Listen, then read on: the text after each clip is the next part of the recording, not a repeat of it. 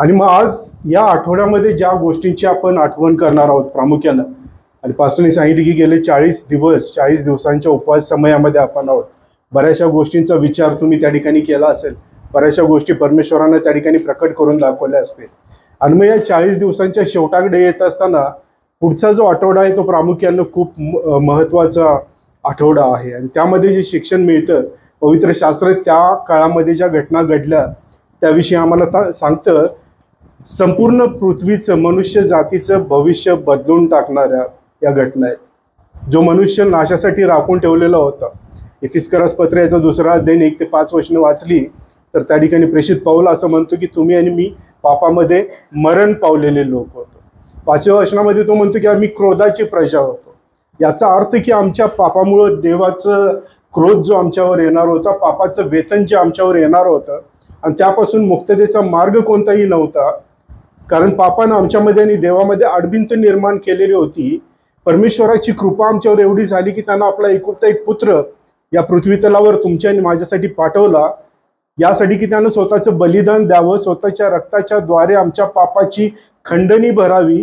कारण पापाची किंमत इतर कोणत्याही गोष्टीनं भरली जाऊ शकत नाही, निर्दोष कोकऱ्याच्या रक्ताच्या द्वारे शिवाय. आणि मग या घटना आहेत आणि त्याला आम्ही उत्तम शुक्रवार म्हणतो. पण या सगळ्या घटनांची सुरुवात जर केव्हा झाली असेल तर ती आजचा दिवस आहे, ज्याला आम्ही पाम संडे किंवा झावळ्याचा रविवार म्हणून त्या ठिकाणी संपूर्ण जगभर पाळत असलेले पाहायला मिळतात.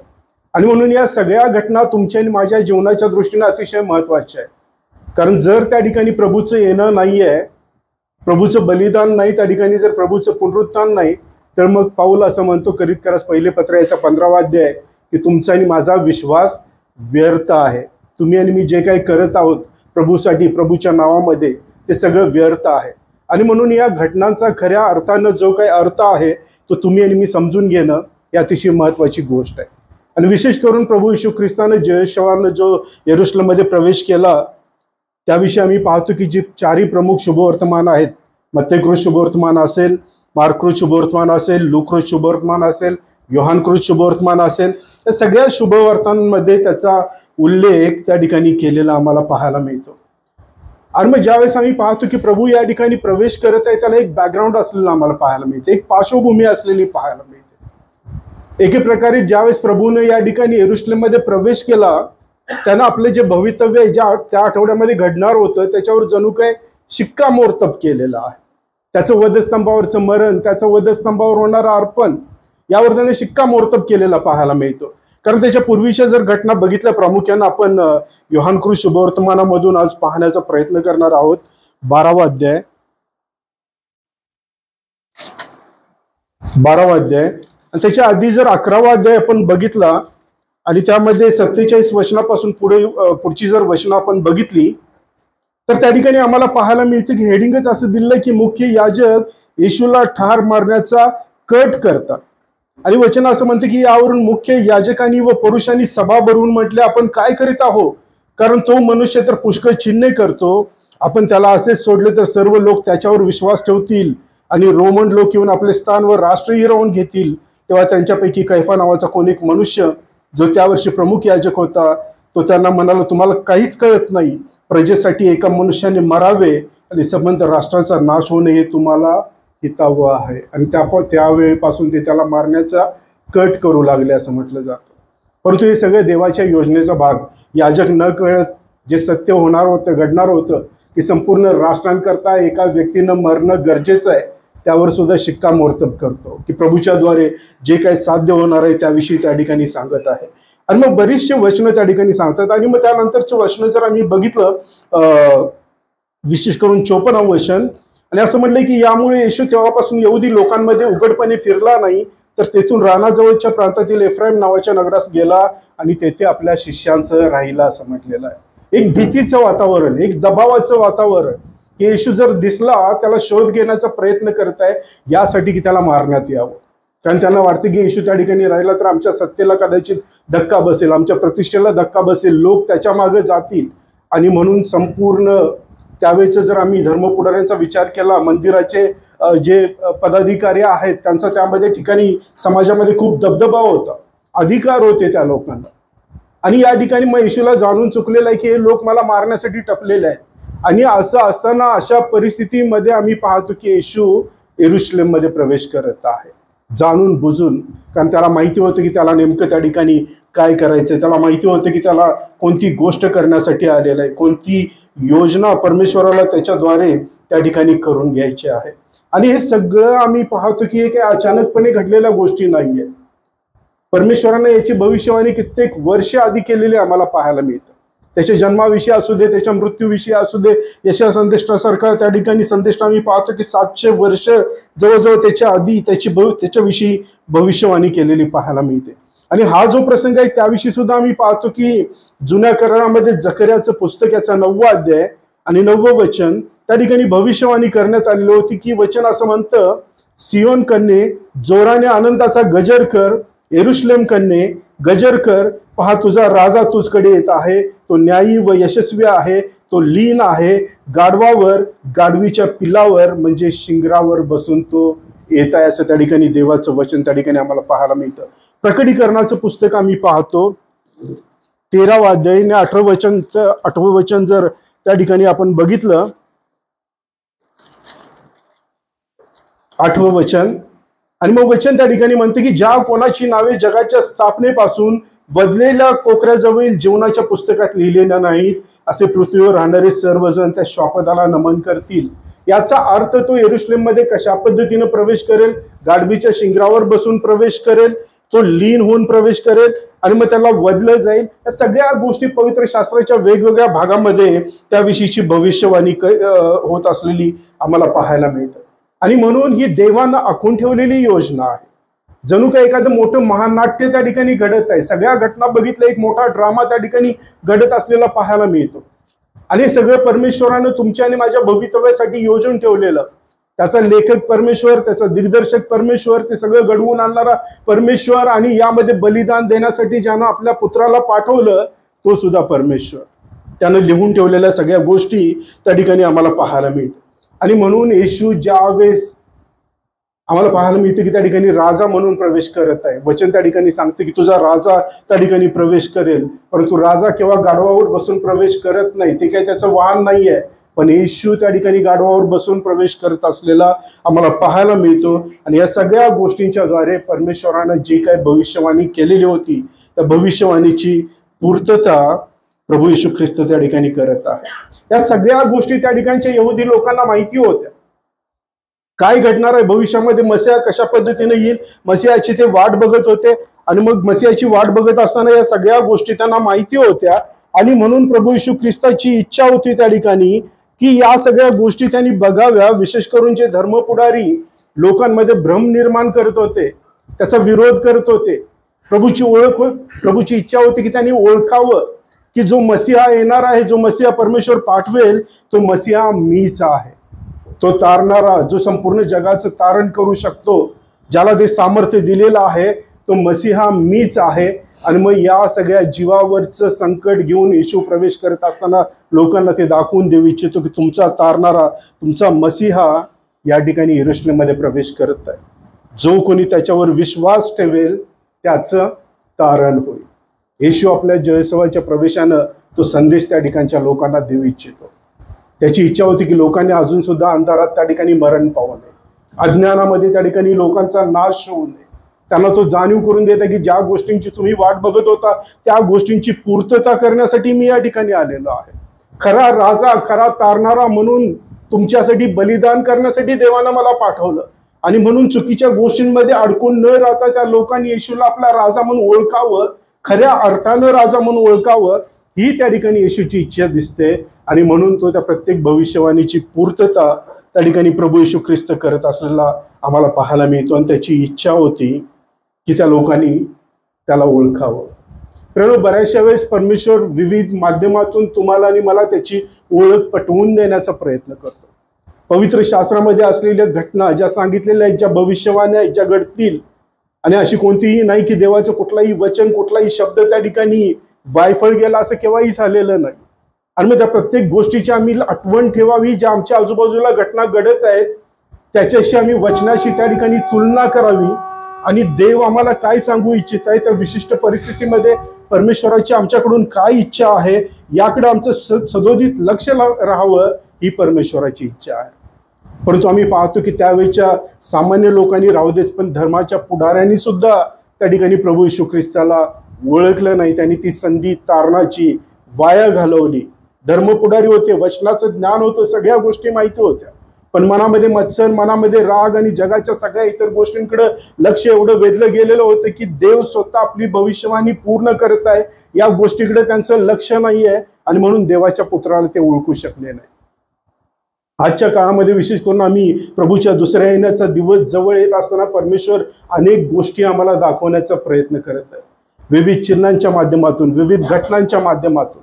आणि त्याची इच्छा आहे की ज्यावेळेस शेवटचा काळ जवळ येत आहेत तर आम्ही त्या काळामध्ये योग्य रीतीनं तारणाऱ्याला ओळखावं, त्याची आमच्याकडून काय अपेक्षा आहे, काय योजना आहे ती जाणावी, आणि प्रभूचं दुसरं येणं ज्यावेळेस होईल त्यावेळेस आम्ही त्याच्याबरोबर वर घेतले जावं. ज्या रॅप्चरची आम्ही वाट बघत आहोत.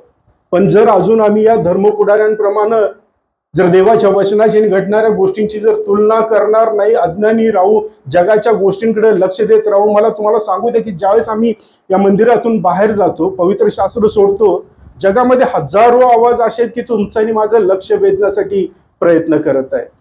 मग टीव्हीच्या माध्यमातून असू दे, पुस्तकांच्या माध्यमातून असू दे, जगाच्या माध्यमातून असू दे, घडणाऱ्या गोष्टींच्या माध्यमातून असावं, तुम्हाला आणि मला देवापासून दूर न्यावं ही त्याची इच्छा. आणि या बाबतीत तेच घडलेलं पाहतो. धर्मपुढाऱ्यांनी सगळे लोक त्या ठिकाणी देवापासून दूर गेले, आणि म्हणून माझी आपल्याला विनंती आहे की या काळामध्ये आम्ही अजाण राहू नये. जर परमेश्वर भविष्यवाण्यांची पूर्तता करत आहे, वचनांची पूर्तता करत आहे, तर निश्चितपणे त्याचं दुसरं येणं हे जवळ आलेलं आहे. जयोत्सवानं प्रवेश करत असताना लोकांनी त्याला ओळखलं नाही, परंतु दुसरं येणं होत असताना तुम्ही त्याला ओळखावं ही त्याची इच्छा आहे. दुसरे पुढे आम्ही जातो आणि त्या ठिकाणी पाहतो योहानकृत शुभवर्तमान विशेष करून 12व्या वचनापासून जो पुढचा भाग आहे त्यामध्ये आपण पाहत आहोत, विशेष करून 19व्या वचनापर्यंत.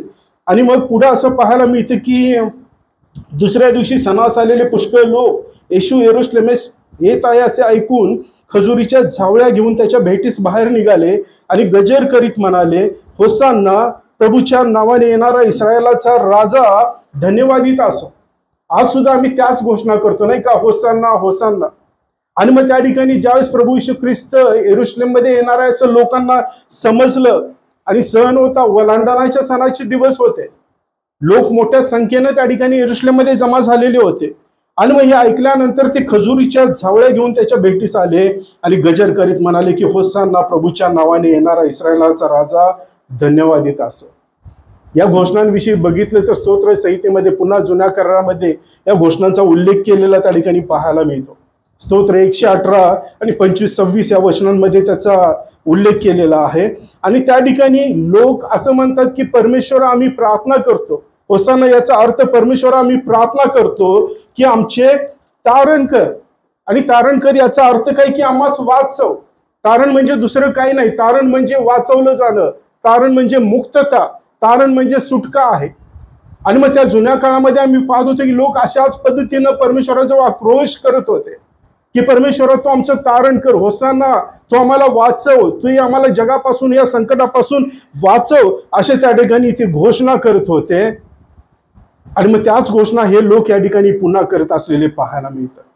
या ठिकाणी ज्या दोन प्रमुख गोष्टी आहेत, एक म्हणजे प्रभू येशू ख्रिस्ताचं गाढवाच्या शिंगरावरून त्या ठिकाणी प्रवेश करणं, आणि दुसरं म्हणजे खजुरीच्या ज्या डहाळ्या आहेत त्या उंचावून होसाना होसाना या घोषणा करतं. या गोष्टी त्या लोकांचा जो स्वभाव आहे किंवा ते लोक ज्या कोणत्या गोष्टीची अपेक्षा करत आहेत त्या गोष्टी त्या ठिकाणी प्रकट करत असताना आम्हाला पाहायला मिळतं. एक म्हणजे प्रभू येशू ख्रिस्त ज्यावेळेस गाढवाच्या शिंगरावरून प्रवेश करत आहे, मी जसं मगाशी सांगितले की कुठलाही राजा गाढवाच्या शिंगरावरून प्रवास करत नसे, परंतु प्रभू ज्यावेळेस गाढवाच्या शिंगरावरून प्रवास करतो, प्रभूला हे दाखवून द्यायचंय की तो त्या ठिकाणी किती लीनपणे आलेला आहे. मत्तेय शुभवर्तमान 21व्या अध्यायामध्ये वर्णन वाचलं तर त्याला सौम्य असं म्हटलेलं आहे. आणि मग त्या ठिकाणी लोकांच्या समोर जात असताना लोकांचा भ्रम त्या ठिकाणी असा होता की रोमन साम्राज्याच्या गुलामगिरीमध्ये होते, अनेक गोष्टी त्या लोकांची पिळवणूक करत होत्या, धर्मसत्ता पिळवणूक करत होती, आणि म्हणून हे लोक त्यातून जो मसीहा येईल तो आमची जगिक पद्धतीनं मुक्तता करील ही त्यांची अपेक्षा होती. आम्हाला जाचापासून मुक्तता करेल, आम्हाला छळापासून मुक्तता करेल, आमची गुलामीतून मुक्तता करेल, आम्हाला स्वातंत्र्य देईल, अशी त्या ठिकाणी त्यांची अपेक्षा होती. आणि म्हणून ते प्रभू येशूकडे पाहत असताना एका जणू काय सेनापतीकडे पाहावं, एका योद्ध्याकडे पाहावं, त्या पद्धतीनं पाहत होते. आणि त्यांना वाटत होतं की जणू काही प्रभू येशू ख्रिस्त हा एखादा लष्करी योद्धा आहे, तो येईल, त्या रोमन साम्राज्याशी लढाई करेल, जे कोण त्यांचा छळ करणारा होतील त्यांना तो हाणून पाडेल आणि मग आपली एक जगिक पद्धतीची मुक्तता करेल. परंतु ज्यावेळेस येशू गाढवीच्या शिंगरावरून येतो, तो दाखवून देतो की तो लष्करी योद्धा म्हणून त्या ठिकाणी आलेला नाही, तो जगिक मुक्तता करण्यासाठी आलेला नाही. कारण जगिक मुक्तता जगिक लोक सुद्धा करू शकतात. अनेक सामर्थ्यवान लोक येऊन गेले, ते युद्ध जिंकू शकतात, जग जिंकू शकतात, जगाच्या लोकांपासून मुक्तता करू शकतात. पण सगळ्यात मोठी गुलामी जी मनुष्यावर होती ती म्हणजे पापाची आणि सैतानाची गुलामी. त्या गुलामीतून मुक्तता करणं, त्या गुलामीच्या विरुद्ध लढण्याचं सामर्थ्य जगामध्ये काही कुठल्याच व्यक्तीकडे नव्हतं. ते सामर्थ्य केवळ प्रभू येशू ख्रिस्ताकडे होतं, कारण तोच अर्पवायासाठी पाठवलेला कोकरा देवाना असलेला आम्हाला पाहायला मिळतो. आणि मग येशू त्या ठिकाणी आठवण करून देत आहे, त्यांना जाणीव करून देत आहे की मी तुमच्यासाठी लष्करी युद्ध करण्यासाठी त्या ठिकाणी आलेलो नाहीये, तर मी त्या ठिकाणी तुमची आत्मिक मुक्तता करण्यासाठी आलेलो, पापापासून मुक्तता करण्यासाठी आलेला, जगाच्या मरणापासून नाही तर सार्वकालिक मरण जे त्या ठिकाणी नरकामध्ये वचन त्या ठिकाणी सांगते की जिथं दात खाणं, आक्रोश, रडणं आहे, सार्वकालिक नाश आहे. या पृथ्वीवरचं जीवन तर 50 वर्ष, 60 वर्ष, 70 वर्ष, पण सार्वकालिक जीवन जे देवाबरोबर तुम्हाला आणि मला पाहिजे, ज्याची आम्ही अपेक्षा करतो, ते देण्यासाठी मी तुम्हाला आलेलो आहे. पण लोक त्याला ओळखत नाहीत. लोकांना केवळ जगाच्या गोष्टींमध्ये इंटरेस्ट असलेला पाहायला मिळतो, त्यांना सार्वकालिक गोष्टींमध्ये इंटरेस्ट नाहीये. आणि म्हणून त्या ठिकाणी लोकांचा अपेक्षाभंग झालेला पाहायला मिळतो. या दिवशी प्रभूच्या जयघोषाच्या घोषणा करणारे लोक 3-4 दिवसानंतर त्याला मारा आणि बरब्बाला सोडा म्हणून घोषणा करताना त्या ठिकाणी पाहायला मिळतात. त्याचं कारण हेच आहे की लोकांना देवाच्या आध्यात्मिक गोष्टींमध्ये इंटरेस्ट नाहीये. देवाच्या सार्वकालिक जीवनामध्ये देव जे आम्हाला आध्यात्मिक आशीर्वाद देऊ करतो त्यामध्ये इंटरेस्ट नाहीये. आम्ही फक्त जगिक आशीर्वादांकडे आमची नजर लावतो. आणि म्हणून बरेचसे विश्वासणारे यासाठी मागे जाताना पाहायला मिळतात, कारण ज्या जगिक गोष्टी त्यांना पाहिजे त्या जर त्यांना मिळाल्या नाहीत तर मग त्यांना देव नको असतो, नाही का? जर मला जगामध्ये पैसा मिळाला नाही तर मला देव नको, जगामध्ये मला आरोग्य मिळालं नाही मला देव नको, जगामध्ये मी रोज 50-90 आपण मनामध्ये बोलत असतो, देवा मला हे दे, देवा मला ते दे, ते दे, ते जर मला मिळालं नाही तर मग मला देव नको. आम्ही देवाचा त्या ठिकाणी धिक्कार करतो. आणि या काळामध्ये लोक हेच करत असलेले पाहायला मिळतात. त्यांना केवळ जगिक गोष्टीमध्ये इंटरेस्ट आहे. परमेश्वर जे मोठं आध्यात्मिक गोष्टी सार्वकालिक जीवन देण्यासाठी आलेला होता त्या गोष्टीमध्ये मात्र त्यांना इंटरेस्ट नाही. आणि म्हणून या लोकांनी नाशाला जवळ केल्याचं पाहायला मिळतं. प्रियानो, जर आज परमेश्वर तुमच्या आणि माझ्या अंतःकरणामध्ये प्रवेश करू पाहत आहे तर आम्ही त्याचं खरं स्वरूप, आम्ही त्याचा हेतू ओळखण्याची गरज आहे. पहिल्यांदा आम्ही त्याला मिळवण्याचा प्रयत्न करण्याची गरज आहे. जर ज्यावेळेस आम्ही त्याला मिळवण्याचा प्रयत्न करतो त्यावेळेस इतर, परमेश्वर म्हणतो की पहिल्यांदा माझे राज्य मिळवण्याचा प्रयत्न कर, इतर गोष्टी तर ऑटोमॅटिक आपल्याला मिळत जातील. वचन सांगते की ज्यानं तुमचे रोमकरास पत्र याचा 8वा अध्याय 31 ते 35-36 वचनं बघितली, 5 अभिवचनं दिलेले आहेत. आणि त्या ठिकाणी एका अभिवचनामध्ये पौल असं विचारतो की ज्यानं तुमच्या आणि मायासाठी आपल्या एकुलत्या एका पुत्राला देऊ केलं, तो तुम्हाला या सगळ्या इतर गोष्टी देणार नाही का? निश्चितपणे देईल. परंतु केवळ त्याच गोष्टींसाठी जर आम्ही देवाजवळ जात असू तर मग मात्र आमच्या पदरी अपयश पडल्याशिवाय राहणार. जोपर्यंत पहिल्यांदा आम्ही त्याचं नीतिमत्व, त्याचं तारण, तो देऊ करत असलेले आध्यात्मिक आशीर्वाद मिळवण्याचा प्रयत्न करत नाही तोपर्यंत इतर कुठल्याही आशीर्वादाचा तुम्हाला आणि मला काही उपयोग त्या ठिकाणी. आणि येशू दाखवू पाहतो की तो नेमकं काय देण्यासाठी आलेला आहे. लोकांची अपेक्षा त्या ठिकाणी वेगळी होती. खजुरीच्या झावळ्यांचा ज्यावेळेस आम्ही विचार करतो, खजुरीच्या झावळ्या एका वेगळ्या अर्थानं त्या ठिकाणी यहुदी संस्कृतीमध्ये त्याचं महत्व होतं. पूर्वी ज्यावेळेस सेल्युसिडचं राज्य त्या ठिकाणी यहुदी लोकांवर, मक्काबी नावाचा एक सेवक परमेश्वराने त्या ठिकाणी उभा केला. त्यानंतर त्याच्या भावानं ते सेल्युसिडचं राज्य हाणून पाडलं, लोकांची गुलामीतून मुक्तता केली, येरुशलेमला पुन्हा त्या ठिकाणी त्यानं मुक्त केलं आणि त्यातलं जे पवित्र मंदिर होतं त्याची पुनर्स्थापना त्यानं केलेली होती. आणि ज्यावेळेस या गोष्टी घडल्या त्यावेळेस लोकांनी झावळ्या उंचावून खजुरीच्या आपला आनंद व्यक्त केलेला होता की आता आम्ही स्वतंत्र झालेलो आहोत, आता आम्ही मुक्त झालेलो आहोत, आता आम्ही गुलामीत नाहीये. आणि म्हणून त्यानंतर ज्या वेळेस लोक गुलामीत सापडत असत किंवा त्यांच्या छळाला सुरुवात होत असे, त्यावेळेस हे लोक झावळ्या उंचवायचे आणि मग ते जणू काही सांगायचे की एक दिवस असा येईल की आम्ही या गुलामीतून मुक्त होईल, एक दिवस असा येईल की आम्ही या सगळ्या संकटातून मुक्त होईल. आणि म्हणून ज्यावेळेस प्रभू येशू ख्रिस्त त्या ठिकाणी जयोत्सवानं प्रवेश करत आहे यरुशलेमामध्ये, त्या ठिकाणी लोकांची हीच भावना आहे की आता हा जो प्रभू येशू ख्रिस्त आलेला आहे आम्हाला सगळ्या जाचातून मुक्त करेल. आणि म्हणून ते त्या ठिकाणी खजुरीच्या झावळ्या उंचावून त्या ठिकाणी घोषणा करत आहेत की होसांना, परमेश्वरा आमच्याकडे लक्ष दे, आम्हाला वाचव. आणि या सगळ्या गोष्टींमध्ये आम्ही पाहतो की लोकांना केवळ जगिक स्वातंत्र्याची अपेक्षा आहे, राजकीय स्वातंत्र्याची अपेक्षा आहे, परंतु आध्यात्मिक स्वातंत्र्य जे तुम्हाला आणि मला सैतानाच्या गुलामीमध्ये आणि नाशामध्ये आणि नरकामध्ये ढकलून देतं, त्याची मात्र त्यांच्याजवळ त्यांना कोणतीही अपेक्षा नसलेली त्या ठिकाणी आम्हाला पाहायला मिळते. मित्रांनो, ज्यावेळेस आम्ही प्रभूच्या बलिदानाकडे आमची नजर लावत आहोत, आमची नजर पहिल्यांदा जे काही आध्यात्मिक आशीर्वाद देण्यासाठी तो आलेला आहे त्याकडे असणं हे गरजेचं आहे. जर आम्ही ते मिळवण्यासाठी झटू, जर आम्ही त्याचं नीतिमत्व मिळवण्यासाठी जर झटू, तर निश्चितपणे परमेश्वर इतर सगळ्या गोष्टींच्या द्वारे त्या ठिकाणी तुम्हाला आणि मला आशीर्वादित केल्याशिवाय राहणार नाही. तिसरी एक महत्त्वाची गोष्ट हा सगळा वृत्तांत आम्हाला दाखवून देतो की ज्यावेळेस परमेश्वराने जी वेळ निवडलेली आहे ती अतिशय महत्त्वाची वेळ आहे येशूनं जयोत्सवानं प्रवेश करण्यासाठी. कारण तो वलांडण सणाचा दिवस होता, असं म्हटलं की वलांडणाचा काळ होता. आणि त्यावेळीची प्रथा अशी होती की वलांडणाच्या काळामध्ये सगळे यहुदी विश्वासणारे जे असत ते यरुशलेममध्ये जमत असत, आजूबाजूच्या सगळ्या भागातून. आणि काही इतिहासकार असं सांगतात की जवळजवळ 2 लाख लोक त्या काळामध्ये वलांडण सणासाठी त्या ठिकाणी जमत असत. म्हणजे मोठा समुदाय त्या ठिकाणी असायचा. आणि मग देवानं प्रभू येशूने ही वेळ मुद्दाम निवडलेली होती की ज्यावेळेस मोठा सगळा समुदाय, सगळा यहुदा प्रांत त्या ठिकाणी असेल, त्यावेळेस आपण स्वतःला राजा म्हणून घोषित करावं, त्यावेळेस आपण स्वतःला देवानं जो पाठवलेला कोकरा आहे म्हणून घोषित करावं. आणि त्यावेळीची प्रथा अशी होती. वलांडण सणाचा जर इतिहास आपण बघितला निर्गमाच्या पुस्तकामध्ये आम्हाला पाहायला मिळतं, ज्यावेळेस फारोच्या दास्यातून परमेश्वराने या यहुदी लोकांची मुक्तता केली, फारो सोडायला तयार नव्हता आणि देवाचा क्रोध येणार होता, त्यावेळेस परमेश्वराने आज्ञा केली होती की जे कोणी ते परमेश्वरावर विश्वास ठेवणार आहेत त्यांनी एक कोकरा कापावा, त्याचं रक्त आपल्या दाराच्या कपाळपट्टीला लावावं.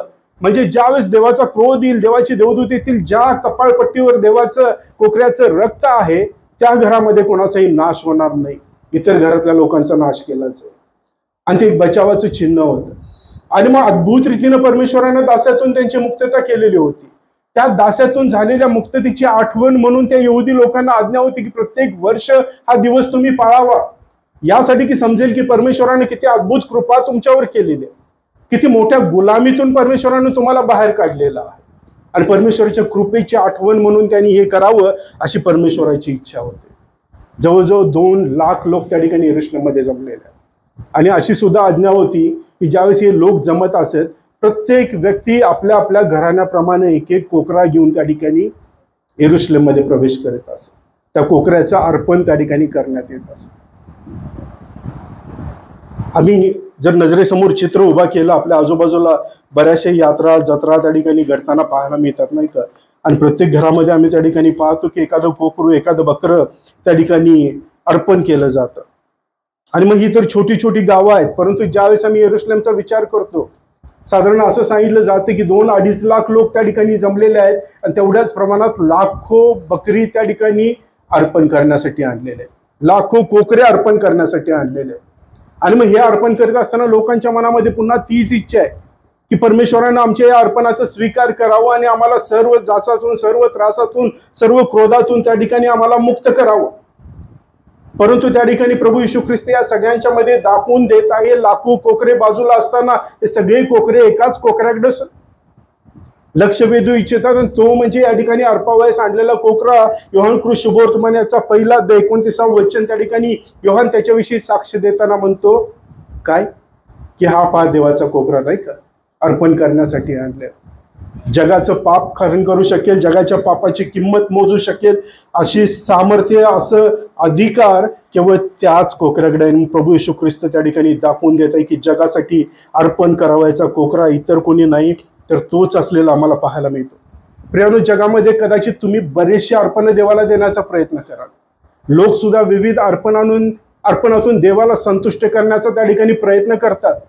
पण तुम्हाला सांगू द्या की तुमचं आणि माझं पाप एवढं मोठं आहे की जगातला कुठलाही कोकरा, कुठलंही बकरं, कुठलंही अर्पण, कुठलाही गोर्रा त्या ठिकाणी तुमच्या आणि माझ्या पापांची क्षमा मिळवू शकत नाही. वचन असं म्हणते की देवाला तुमच्या आणि माझ्या यज्ञांचा वीट आलेला आहे. कारण तुम्ही आणि मी पाप करावं, पुन्हा कुठल्या तरी कोकऱ्याचं अर्पण द्यावं, पुन्हा बाहेर जावं, पुन्हा पाप करावं, तुमचं आणि माझं पाप धुवून काढू शकेल असं निष्कलंक रक्त या जगामध्ये कुठल्याही कोकऱ्यामध्ये नाहीये. आणि तसं जर असतं तर देवानं प्रभू येशू ख्रिस्ताला या भूतलावर पाठवलंच नसतं. पाठवलं यासाठी की केवळ त्याचं रक्त, प्रभूचं बलिदान यासाठी समर्थ आहे की तुमची आणि माझी देवाच्या क्रोधापासून मुक्तता करू शकतं. त्या पापामुळे येणाऱ्या शापातून तुमची आणि माझी मुक्तता करू शकतं.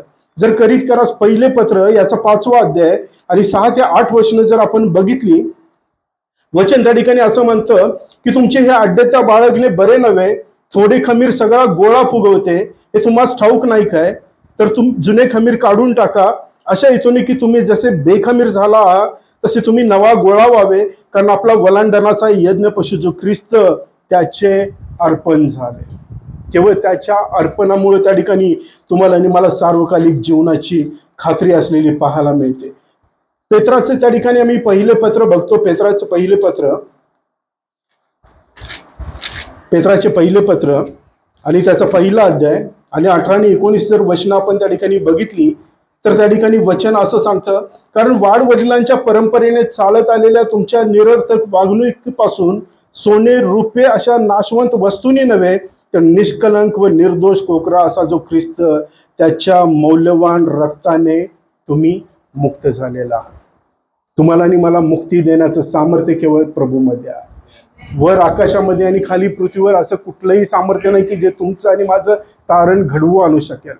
तो अधिकार केवळ प्रभू येशू ख्रिस्ताला दिलेला आहे. एकदाच केलेलं अर्पण इब्रिकरास पत्रामध्ये त्या ठिकाणी सांगतो, मी प्रत्येक वचनामध्ये जाणार नाही त्या ठिकाणी, परंतु एकदाच केलेलं अर्पण 9वा अध्याय 10वा अध्याय जर बघितलं तर तुमच्या आणि माझ्या मागच्या पापांसाठी आणि पुढच्या पापांसाठी आणि या जन्मातल्या पापांसाठी पुरेसं आहे. जर आम्ही त्या ठिकाणी त्याचा तारणारा म्हणून स्वीकार करतो, ज्यावेळेस परमेश्वर आमच्याकडे कुठल्याही रक्ताची मागणी करत नाही, कुठल्याही अर्पणाची मागणी करत नाही, कुठल्याही बळीची मागणी करत नाही, कारण जे काय अर्पण करायचं ते ऑलरेडी एकदा दिलेलं आहे. पुन्हा आणि पुन्हा अर्पण करण्याची गरज नाही. जर अशा पद्धतीनं आम्ही करत आहोत तर आम्ही आमचा वेळ, आमचं जीवन त्या ठिकाणी वाया घालवत आहोत. एकदा केलेलं अर्पण पुरेसं आहे की ते अर्पण ज्यावेळेस आम्ही विश्वास ठेवतो, रोमकरास पत्र म्हणतं की केवळ विश्वासाने आणि कृपेनं तुमचं आणि माझं तारण त्या ठिकाणी. परमेश्वर इतर कुठलीही किंमत मागत नाही, फक्त विश्वास ठेवणे की होय प्रभू, तुझ्या रक्तानं मला शुद्ध केलं, तू माझं तारण करण्यासाठी या पृथ्वी तलावर आलास, तू माझ्यासाठी आपलं रक्त सांडलंस, बलिदान केलंस, मरण पावलास आणि केवळ मरण पावला नाही तर मरणावर विजय मिळवला, मरणाची नांगी ठेचली गेली असं त्या ठिकाणी म्हटलेलं आहे. आणि म्हणून आज मरण तुमच्यावर आणि माझ्यावर अधिराज्य गाजवू शकत नाही. मरण याचा अर्थ देवाविरोधी कोणतीही शक्ती तुमच्यावर आणि माझ्यावर अधिराज्य गाजवू शकत नाही, कारण त्या पापाची किंमत प्रभू येशू ख्रिस्तानं त्या वधस्तंभावर भोगून तुम्हाला आणि मला मुक्त केलेलं आहे. एकच फक्त अपेक्षा आहे की आम्ही विश्वासानं त्याला आपला तारणारा म्हणून स्वीकार करणं आणि त्याच्या आज्ञेमध्ये आमच्या जीवनामध्ये त्याच्या आज्ञेचं पालन करणं. केवळ एवढीच अपेक्षा परमेश्वर तुमच्या माझ्याकडून ठेवतो. परंतु त्या काळची लोक असू दे आणि आजची लोक असू दे, परमेश्वर जे करण्यासाठी आला त्यापेक्षा जग काय करतं या गोष्टीकडे लोकांचं लक्ष अधिक असलेलं पाहायला मिळतं. देवाला ओळखण्यापेक्षा जगाच्या गोष्टींचा शोध घेण्याकडं लोकांचं अधिक लक्ष असलेलं पाहायला मिळतं.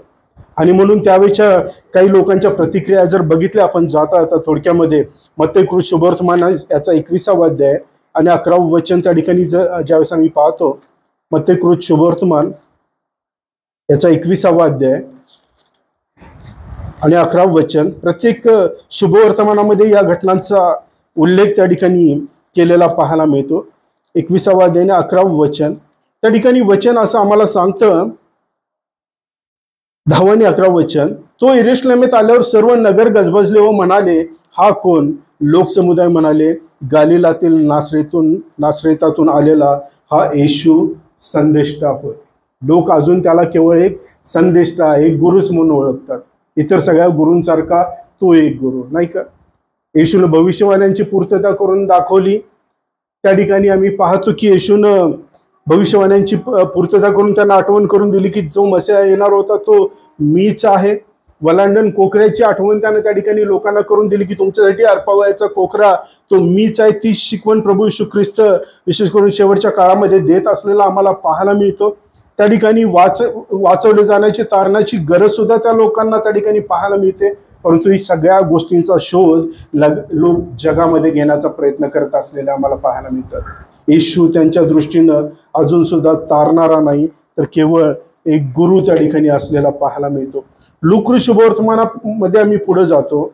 दुसऱ्या लोकांची प्रतिक्रिया त्या ठिकाणी पाहायला मिळते. 19वा अध्याय आणि 39वा वचन जर त्या ठिकाणी बघितलं, 19वा अध्याय आणि 39वा वचन आणि वचन त्या ठिकाणी म्हणतं की ज्यावेळेस लोक घोषणा देत होते, 38वा अध्याय, की प्रभूच्या नावाने येणार राजा धन्यवादित असो, स्वर्गात शांती आणि ऊर्ध्वलोकी गौरव. तेव्हा लोकसमुदायातील काही पुरुषांनी त्यांना म्हटले, गुरुजी आपल्या शिष्यांना दटावा. वेगवेगळ्या लोकांच्या प्रतिक्रिया पाहायला मिळतात. येशूचं तारण समोर आहे, तारणारा समोर त्या ठिकाणी उभा आहे, परंतु काही लोक त्याला ओळखतच नाही. ते केवळ त्याला गुरु म्हणून पाहत आहेत. जगातले जे अनेक गुरु त्यापैकी एक गुरु म्हणून ते पाहतात. दुसरे काय असे लोक आहेत की त्यांना त्याला अधिक महत्व दिलेलंच त्या ठिकाणी पटत. काय येशू येशू करता? शास्त्री आणि पुरुषांची हीच तक्रार आहे की गुरुजी त्या ठिकाणी ते असं म्हणतात की गुरुजी आपल्या शिष्यांना दटावा, कारण तो इथे शिष्य जे आहे ते केवळ प्रभूचं गौरव करत आहेत. आज अनेक मंडळांमध्ये अनेक लोकांमध्ये त्या ठिकाणी प्रभूची शुभवर्तमान यासाठी कमी पडत आहे. विशेष करून अनेक मंडळा पाहायला मिळतील की त्या ठिकाणी प्रभूवर लक्ष केंद्रित होण्याच्या ऐवजी लोकांवर अधिक लक्ष केंद्रित झालेलं पाहायला मिळतं. प्रभूचं गौरव होण्यापेक्षा लोकांचं गौरव अधिक महत्वाचं त्या ठिकाणी झालेलं आहे. आमच्या जीवनामध्ये प्रभूपेक्षा ज्यावेळेस लोकांना अधिक महत्व येतं त्यावेळेस देवाचं गौरव त्या ठिकाणी कमी पडतं आणि प्रभूची इच्छा त्या ठिकाणी पूर्ण होत नाही. योहान शुभवर्तमानचे वचन आम्ही पाहिलं, 12वा अध्याय 16वा वचन बघितलं. वचन असं म्हणते की प्रथम ह्या गोष्टी त्याच्या शिष्यांना समजल्या नव्हत्या, परंतु येशूचे गौरव झाल्यावर त्यांना आठवण झाली की त्याच्याविषयी या गोष्टी लिहिलेल्या असून त्याप्रमाणे लोकांनी त्याला केले. येशू बरोबर 3-3.5 वर्ष सेवेच्या काळात अगदी जवळ राहिलेले शिष्य जे सदोदित त्याची शिकवण ऐकत आहेत, प्रत्येक गोष्ट बघितलेली आहे, प्रत्येक कृती बघितलेली आहे, प्रत्येक ठिकाणी त्याच्या बरोबर आहे, परंतु ज्यावेळेस या गोष्टी घडत आहेत त्यांना समजतच नाही. ते गोंधळून गेलेले आहेत आणि गोंधळून गेल्यामुळे देवाच्या योजनेचा भाग होण्याच्या ऐवजी ते देवापासून दूर पळून गेलेले पाहायला मिळतात. विशेष करून ज्यावेळेस प्रभू येशू ख्रिस्ताला वधस्तंभावर देण्यात आलं, एक शिष्य सोडला, सगळे शिष्य पळून गेलेले आहेत. एका खोलीमध्ये त्यांनी स्वतःला बंद करून घेतलेलं आहे. त्यांना भीती वाटते की अरे आम्ही त्याला राजा म्हणून बघत होतो, त्यांना भीती वाटते की आम्ही त्याला प्रभू म्हणून बघत होतो, पण तो तर मरण पावला, मग आमचं रक्षण कोण करणार? आम्ही फसलो गेलो असं त्या ठिकाणी त्यांना वाटतं. म्हणजे जगी गोष्टींची पूर्तता नाही झाली की लोक गोंधळून जातात. आम्ही देवाच्या इच्छेप्रमाणे देवाकडे पाहत नाही, देवाच्या वचनाप्रमाणे देवाकडे पाहत नाही, तर स्वतःची जी जगिक बुद्धी आहे त्या पद्धतीने देवाचं आकलन करण्याचा प्रयत्न करतो. आणि त्या बुद्धीच्या अपेक्षा जर पूर्ण नाही झाल्या तर मग मनुष्य देवापासून दूर जाताना पाहायला मिळतं. विशेष करून छळाच्या प्रसंगामध्ये मला तुम्हाला सांगू द्या की छळाच्या काळामध्ये तुम्ही आणि मी राहत आहोत, नाही का? घरामध्ये प्रार्थना करणं सुद्धा त्या ठिकाणी अवघड बनत असलेल्या गोष्टी आम्हाला त्या ठिकाणी पाहायला मिळतात. सार्वजनिकरित्या एकत्र येण्यावर त्या ठिकाणी बंधनं आम्हाला पाहायला मिळतात. तोच काळ आम्ही अनुभवत आहोत जे शिष्य अनुभवत होते. आणि या काळामध्ये प्रभूकडे त्यांची नजर लावली तर त्यांना समजत नाही की प्रभू नेमकं काय करत आहे, गोंधळून गेलेले आहेत. याचं कारण की प्रभूने जे शिकवलं, प्रभूने जे सांगितलं त्या गोष्टी हे लोक सगळे विसरून गेलेले आहेत. या शेवटच्या काळामध्ये तेच लोक टिकाव धरू शकतील.